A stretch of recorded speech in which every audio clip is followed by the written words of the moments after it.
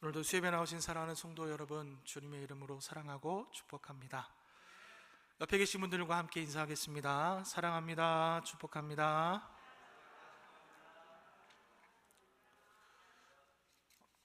오늘 하루도 수고 많으셨습니다. 나의 삶을 주님께 라는 제목으로 함께 말씀을 나누고자 합니다. 성도 여러분, 혹시 이런 말 한 번쯤 들어보셨을 거예요. 있었는데 없습니다. 한번 들어보셨나요? 몇 년 전에 몇 해 전에 한 유행했던 말인데, 있었는데 없습니다. 분명히 지난주에 월급을 받았는데 이것저것 공과금 내고 보니까 눈 깜짝할 새에 다 빠져나가고, 어제는 있었는데 내일은 없는 거죠. 분명히 엊그저께 아내한테 용돈을 받았는데 일주일도 안 됐는데 지금은 없어요. 작년에 여자친구랑 벚꽃 구경도 가고 봄바람 쐬러 다녔는데 이제는 혼자가 되었습니다. 이럴 때 여자친구가 있었는데요, 지금은 없습니다. 아끼는 물건을 잃어버렸습니다. 너무너무 속상할 때 이런 말도 쓴대요. 있었는데 없습니다. 좋아하는 음식이, 너무너무 먹고 싶은 음식을 찾았어요. 그 음식을 맛있게 먹고 나니까 있었는데 들어갔습니다. 없죠. 꺼끌스러운 일이 있었는데, 해결되지 못한 일이 있었는데 그것이 잘 해결됐을 때, 문제가 있었는데 지금은 없습니다. 기다리고 기다리던 휴가 시간이 너무나 빨리 지나가 버려서 아쉬울 때, 그때도 있었는데 없었습니다. 이 말을 사용한다고 합니다. 사랑하는 성도 여러분, 여러분은 있었는데 지금 없는 것, 어떤 것이 있으십니까? 2025년 처음에 시작할 때 1월 달에는 분명히 있었는데 지금 12월이 되고 나니까 혹시 없어진 거 있으십니까? 우리가 일상생활에서 가장 흔하게 있었는데 지금은 없어져 버리는 것, 그래서 너무나도 좀 아쉽고 후회스러운 것, 여러분 무엇이 있을까요? 이제 12월이 얼마 남지 않았습니까? 1월 달에는 12달이라는 시간이 있었는데 지금은 시간이 별로 남지 않았습니다. 그렇죠? 아쉽고 후회스러운 것을 아무리 생각해 보아도 시간인 것 같아요. 시간. 그렇죠? 시간은 세상 모든 사람에게 다 똑같이 주어집니다. 그렇죠? 공통적으로 동일한 시간, 똑같은 시간이 모든 사람에게 주어지는데요, 어떤 사람은 그 시간을 잘 활용해서 마음이 12월 달에 넉넉한 사람이 있는가 하면, 그 시간을 잘못 활용해서 막 바쁘게 쫓기는 것처럼 12월까지 그렇게 살아가는 분도 있는 것 같습니다. 우리에게 주어진 이 시간들이 모이면 그것을 우리는 세월이라고 할 수가 있겠죠. 그리고 세월이 점점 모이다 보면 세월의 집합을 우리는 그것을 인생이라고 말할 수가 있을 것 같습니다. 요즘도 100세 시대를 살아간다 라고 이 얘기를 하는데요, 평균 수명이 그만큼 100살 가까이 되었다는 것이잖아요. 우리 김신혜 권사님이 아마 제가 교적을 보니까 102세시더라고요. 지금도 아주 건강하게 또 매주 우리가 함께 예배를 드리고 있는데, 또 개인적으로 제가 돌아가신 저희 중주 할머니도 110세 때 소천을 하셨는데, 그것도 주민등록 신고를 좀 늦게 하셨대요. 그러니까 더 되시는 것 같아요. 아무튼 그런 것 같습니다. 이전에는 60세 환갑잔치, 회갑잔치 아주 크게 성대하게 가정마다 시골에서 저 어렸을 때 그렇게 회갑잔치를 열었던 것들이 기억이 나는데, 이제 회갑잔치 하는 분들 없지요. 거의 없습니다. 또 칠수인 잔치도 사실상 잘 하지 않는 그런 시절이 된 것 같습니다. 아무리 평균 수명이 그만큼 올라갔다고 해도요, 그러나 우리가 아무리 70세, 80세, 100세의 인생을 살아간다 하더라도 인생은 여전히 짧다는 것입니다. 이스라엘의 지도자 모세는요, 그가 인생을 바라보면서 시편 90편 10절에 이런 시를 지었습니다. 한번 말씀을 한번 띄워주시겠어요? 우리가 잘 아는 말씀인데 한번 같이 읽어보겠습니다. 시작. 우리의 연수가 70이요 강건하면 80이라도 그 연수의 자랑은 수고와 슬픔뿐이요 신속히 가니 우리가 날아가나이다. 모세가 이 땅에서 120세의 삶을 살았습니다. 그리고 나서 그가 자신의 삶을 돌아보니까 지난 세월들이 어떠합니까? 마치 궁수가의 손을 떠난 화살처럼 신속하게 빠르게 인생이 다 지나가 버렸다는 것입니다. 성도 여러분, 우리도 그렇지 않습니까? 말씀을 준비하면서 지나온 시절을 한번 이렇게 떠올려 봤어요. 지나온 시절, 어렸을 때 단칸방에서 어머니와 아버지와 동생과 함께 한 방에서 한 상에 둘러 앉아서 밥을 먹던 그때, 중고등학교 시절 때 친구들과 함께 어울리면서 막 여기저기 밤새 돌아다니던 그때가 엊그제 같은데 벌써 눈 깜짝할 사이에 다 지나가 버렸다는 것입니다. 제가 한 달 전쯤에 부모님, 아버지, 어머니를 모시고 제가 수원 토박인데 경기도 수원시 화소동 69의 17번지 잊지도 않아요. 82년도부터 84년 5년도에 살았던 그 동네가 너무너무 그리워서 차를 몰고 거기를 한번 찾아간 적이 있어요. 어린 시절에 놀던 그 골목길, 살던 그 동네가 너무 궁금해서 물론 예전에 살았던 2층 집은 다 허물어지고 다른 걸로 변경되어 있지만 그래도 그럼에도 불구하고 어렸을 때 시절을 추억해보며 혼자 막 감정에 빠져서 그러게 제가 돌아왔는데요. 사랑하는 성도 여러분, 정말 시간이 눈 깜짝할 사이에 훌쩍 지나가 버렸다는 것입니다. 그런데요, 인간의 삶이 영원하지 않다는 것이죠. 유한하다는 것입니다. 한계가 있다는 것입니다. 달리기 경주를 시작하면 경주를 마감하는 결승선이 있지요. 입학식을 한 학생이 시간이 지나면 언젠가 졸업식을 하게 된다는 것입니다. 취업을 한 20대도 세월이 흐르면 머리가 희끗희끗해지면서 어떻게 됩니까? 퇴직식을 맞이하는 때가 찾아온다는 것입니다. 이 세상에 우리의 삶이 영원하지 않습니다. 한계가 있다는 것입니다. 인간의 삶은 단 한 사람도 예외 없이 이 땅에 태어났다면 그 순간부터 마지막 누울 무덤을 향해서 어찌 보면 계속해서 달려가고 있다고 해도 무방하다는 것이지요. 이처럼 한계가 있는 삶을 과연 우리가 어떻게 살아야 될까? 이것이 바로 오늘 사도 바울이 우리에게 전해주려고 하는 교훈의 말씀이라는 것입니다. 자, 오늘 본문 중에 15절과 16절을 다시 한번 읽어보도록 하겠습니다. 본문 15절과 16절입니다. 자, 15절부터 같이 읽겠습니다. 시작. 그런즉 너희가 이렇게 행할지를 자세히 주의하여 지혜 없는 자 같이 하지 말고 오직 지혜 있는 자 같이 하여 세월을 아끼라. 때가 악하니라. 여러분, 여기 15절 말씀에 보면 자세히 주의하여 라는 말이 있습니다. 근데 이 말을요 좀 직역해 보면 내 자신의 걸음걸이를 응시하면서 좀 엄격하게 정확하게 걸어가는 것, 그것을 의미하는 것입니다. 그러니까 여러분, 아무리 균형이 뛰어난 사람도요 눈을 감고 여러분 얼마나 걸을 수 있습니까? 눈 감고 뛰면 왼쪽이든 오른쪽이든 치우치기 마련이라는 것입니다.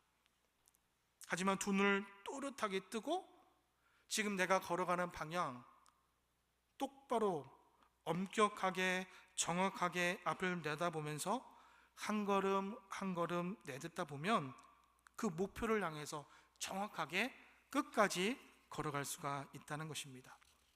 사도 바울은 우리의 인생을 그러니까 흥청망청 대충 이 땅에서 살아갈 것이 아니라 어떻게 살아야 되는지 그것을 자세하게 주의하며, 그러니까 어리석은 사람들처럼 살지 말고 지혜로운 사람들처럼 살으라고 오늘 우리에게 권면의 말씀을 하고 있다는 것입니다.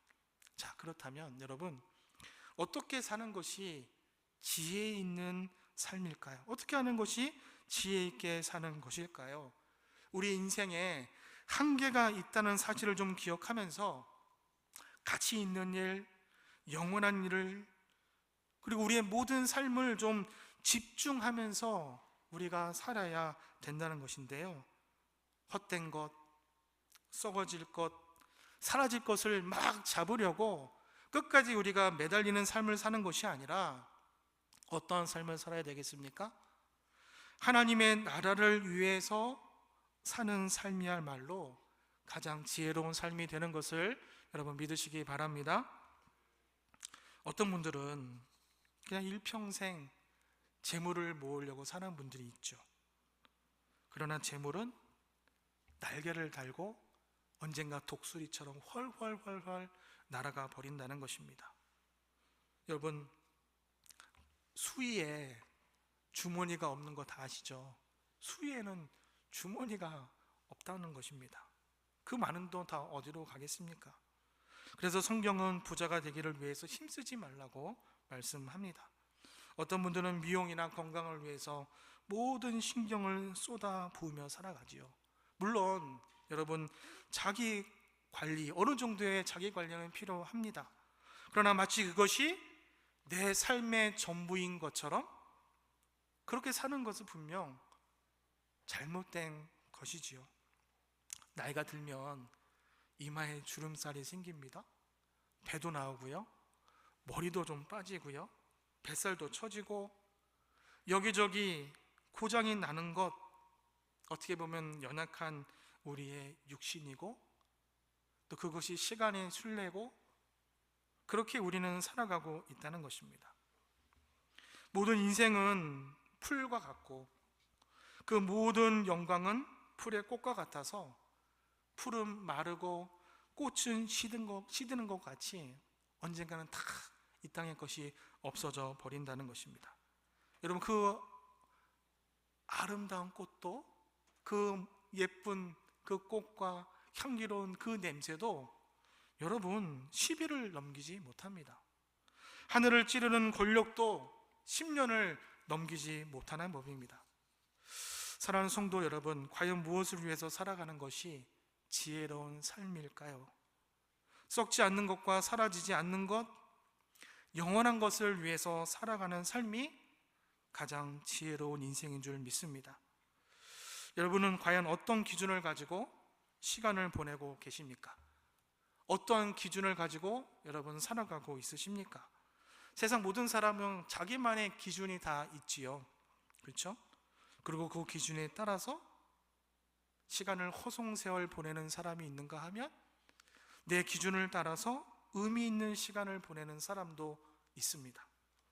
각자의 기준에 대해서 제가 뭐 이렇게 하라 저렇게 하라 이의를 제기할 생각은 없습니다. 모든 각 개인의 그 기준은 존중해야 되고요.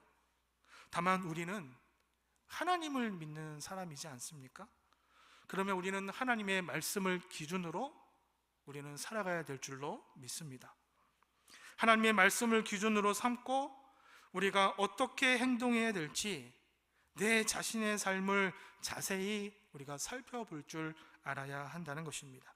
그래야 나에게 주어진 이 시간, 그 시간을 헛되이 보내지 않을 수가 있다는 것입니다. 이렇게 하나님의 말씀을 기준으로 똑바로 걷는 사람이 세월을 아끼는 사람이라는 것입니다. 그리고 세월을 아끼는 사람이 바로 지혜로운 사람이라고 오늘 본문에서 말씀하고 있다는 것입니다.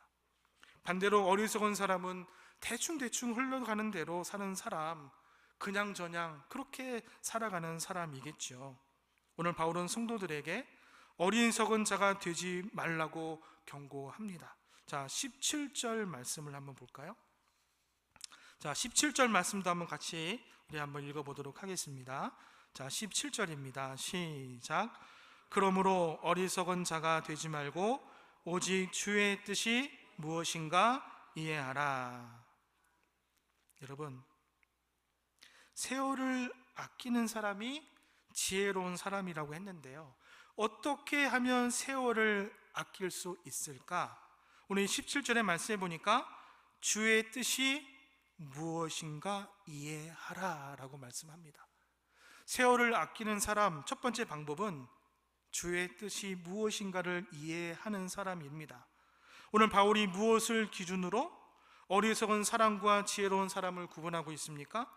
주의 뜻이 무엇인가 이해하느냐, 아니면 이해하지 못하느냐입니다. 어리석은 사람은 하나님의 뜻을 깨닫지 못합니다. 하나님의 뜻을 깨닫지 못하는 사람, 그런 사람이 바로 어리석은 사람이라는 것이지요. 자, 말씀 한번 찾아서 읽어보려고 하는데요, 잠언 14장 16절 말씀입니다. 잠언 14장 자막도 준비되어 있는데요, 같이 한번 말씀을 읽어보겠습니다. 시작. 지혜로운 자는 두려워하여 악을 떠나나 어리석은 자는 방자하여 스스로 믿느니라. 이 잠언의 이 말씀처럼요, 지혜로운 사람은 항상 조심조심하는 것입니다. 자세히 주의해서 어떻게 한다고요? 악을 멀리합니다. 그러니까 하나님의 말씀을 기준으로 놓고 옳고 그름, 좋고 나쁜 것을 분별할 줄 안다는 것입니다. 그러니까 시간을 들여서 내가 해야 할 일과, 그리고 결코 시간을 쏟지 말아야 할 일을 구분할 줄 알아야 한다는 것입니다. 하지만 어리석은 사람은 어떠합니까? 하나님의 말씀이 기준이 아니라 순전히 자기 중심으로 살아가는 사람입니다. 자기가 느끼기에 좋으면 좋은 것이고, 그냥 내가 나쁘면 나쁜 것이다, 그렇게 살아가는 사람. 자기가 생각하기에 옳으면 그게 정이고, 내 뜻에 어긋나면 그것은 불이다 라고 생각하는 사람, 그 사람은 지혜롭지 못하다라고 말씀하고 있다는 것입니다. 자, 세월을 아끼는 방법 두 번째는요, 시간을 구원하라는 것입니다. 자, 지혜로운 사람은 세월을 아끼는 사람인데, 오늘 본문 에베소서 5장 15절과 16절 말씀을 다시 한번 보십시오. 오직 지혜 있는 자 같이 하여 무엇을 아끼라고 합니까? 세월을 아끼라. 여기서 아끼라는 이 말은요, 구원하다, 다시 사다, 그런 뜻을 가지고 있습니다. 그러니까 한번 흘러간 시간은 여러분 다시 돌아올 수가 없습니다. 우리가 인생을 살아가면서 수많은 후회를 하는 이유가 여기에 있지 않습니까? 지나가 버린 시간 되돌릴 수 없기 때문에 1월 달부터 지난 11월 달까지 수많은 시간들이 기회가 있었는데, 내일 해야지, 다음에 해야지, 그러다가 다 그 시간들이 지나가 버렸다는 것입니다. 우리에게 주어진 이 시간, 이 세월, 이 인생, 오직 단 한 번밖에 없다는 것입니다. 인생에는 연습이 없습니다. 이런 의미에서 우리가 하는 모든 일, 우리가 보내는 모든 시간이 다 실전이지요, 연습이 결코 아니라는 것입니다. 그러므로 여러분, 보다 가치 있고 중요한 일에 시간을 쓰시기를 바랍니다. 잊지 마시기 바랍니다. 우리에게 주어진 시간은 한계가 있다는 것입니다. 우리들이 예수 믿는 사람답게 살아가는데 우리가 많은 시간을 사용하면 그렇지 않은 일들에 우리가 시간이 줄어들 수밖에 없는 것이고, 반대로 여러분이 예수 믿는 사람답게 살지 못한다면 어떻게 됩니까? 그만큼 예수 믿는 사람답게 사는 시간이 줄어들 수밖에 없다는 것이지요. 여러분은 어느 쪽에 더 가까우십니까? 여러분은 예수님을 믿는 사람답게 살아가고 계십니까? 아니면 조금 부족하십니까? 세월을 아끼고 시간을 구하는 저와 여러분이 되시기를 바랍니다. 성도 여러분, 신앙생활에 좀 더 집중하시기를 바랍니다. 이왕 예배 드리러 왔으면 여러분 찬양도 좀 크게 부르시고 기도도 좀 더 뜨겁게 하시고 또 말씀에도 좀 더 귀를 쫑긋 세우고 이왕이면 하나님 말씀도 더 잘 들어야 되지 않겠습니까? 예배 시간 내내 집중하지 못하고 대충대충 시간을 때운다면 그것은 세월을 낭비하는 것입니다.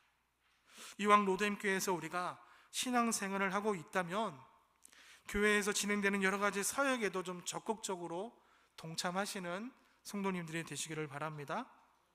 교사도 하시고 또 찬양 대원도 하시고 찬양팀 또 주차 봉사로 반찬 봉사로 전도학교 교회와 성도를 섬기는 일에 더욱 힘쓰시는 우리 로뎀의 모든 성도님들이 되시기를 바랍니다. 세월을 아끼는 방법 세 번째는요, 성령 충만한 삶을 살아야 된다는 것입니다.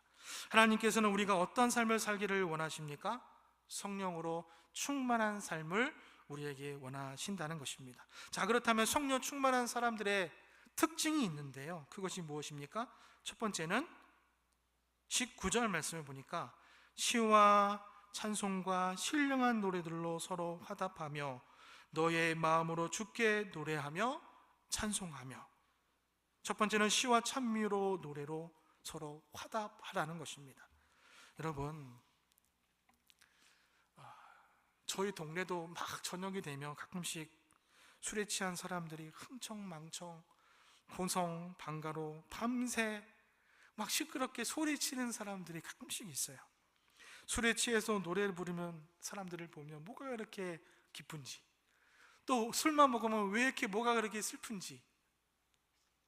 그러나 성령 충만한 사람들은 성령 하나님의 인도하심을 따라 찬송을 부르게 되는 것입니다. 여기서 시와 찬미와 신령한 노래로 서로 화답하며 서로 이야기하며 마음으로 주님께 노래하고 찬송한다는 것은요, 단순히 그냥 행위만을 강조하는 것이 아닙니다. 진심으로 예수님이 너무너무나 좋아서, 날 구원해 주신 그 은혜가 너무너무나 감사해서, 내 삶에 베푸신 하나님의 은혜가 너무너무 감격해서 드리는 그 찬양, 그 찬송을 말하는 것입니다. 그러니까 하나님의 은혜를 생각하니까 마음이 벅차서 그냥 눈물이 마구마구 흘러나오는 것입니다. 그래서 성령 충만한 사람의 두 번째 특징은요, 자, 범사에 감사하게 된다는 것입니다. 자, 우리 20절 말씀 한번 같이 읽어보겠습니다. 20절 시작. 범사에 우리 주 예수 그리스도의 이름으로 항상 아버지 하나님께 감사하며. 아멘. 여러분, 성령 충만한 사람, 하나님 은혜로 충만한 사람, 여러분 그냥 보기에도 범사에 감사함이 흘러넘치지 않습니까? 예수 그리스도의 이름으로 언제나 항상 하나님의 아버지께 감사하는 그 마음이 흘러넘친다는 것입니다. 내 자신의 삶을 둘러싼 모든 사건과 상황 속에서 하나님의 그 선하신 뜻과 섭리를 발견하면서 하나님 감사합니다. 봄이 되면 우리 교회 주차장에 커다란 나무에서 벚꽃이 피지 않습니까? 왠지 그 나무가 피면요, 괜시리 3층에 올라가서 그 전에 커피를 뽑아서 3층에 올라가서 의자 놓고 괜히 벚꽃을 바라보면서 여기가 천국이구나 하면서 커피를 마실 때가 있어요. 교회 입구에 들어올 때 벚꽃이 활짝 피는 모습을 보면서 마치 하나님께서 나를 위해 벚꽃을 틔우게 하셨나 보다 하면서 혼자 막 이렇게 만족하면서 감동할 때가 있지 않습니까? 하나님, 저 벚꽃, 나를 위해서 틔우신 저 벚꽃, 하나님 너무나 감사합니다. 하나님 꽃 주시니 너무나 감사합니다. 그런 은혜가 흘러 넘치는 것입니다. 그래서 진짜 구원의 감격이 충만할 때 그냥 들에 있는 풀 한 포기를 보면서도 그것이 막 새롭게 보이고 그 풀조차도 하나님께서 나를 위해서 저 풀을 보내주셨구나, 그는 하나님의 은혜가 느껴지게 된다는 것입니다. 우리가 하나님께 감사드리는 것, 어떻게 보면 지극히 당연하고 마땅한 일입니다. 자, 마지막으로 성령 충만한 사람은요, 그리스도를 경외하는 마음으로 서로 존경하며 복종하는 삶을 살아간다는 것입니다. 자, 마지막 21절도 같이 한번 읽어보겠습니다. 21절 시작. 그리스도를 경외함으로 피차 복종하라. 여러분, 복종하라 하면 사실 좀 군대가 먼저 생각이 나더라고요.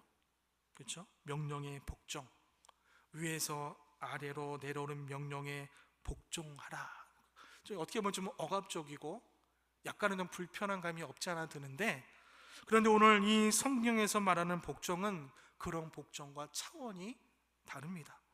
내 자신을 낮추고 상대방을 높이는 태도, 그것을 의미하는 것입니다. 쉽게 말해서 상대방을 사랑하는 그 마음으로 기꺼이 상대방의 의사를 존중해주고 상대방의 의견을 반영해 주는 것, 상대방을 높여주는 것, 바로 그것을 말하고 있는 것입니다.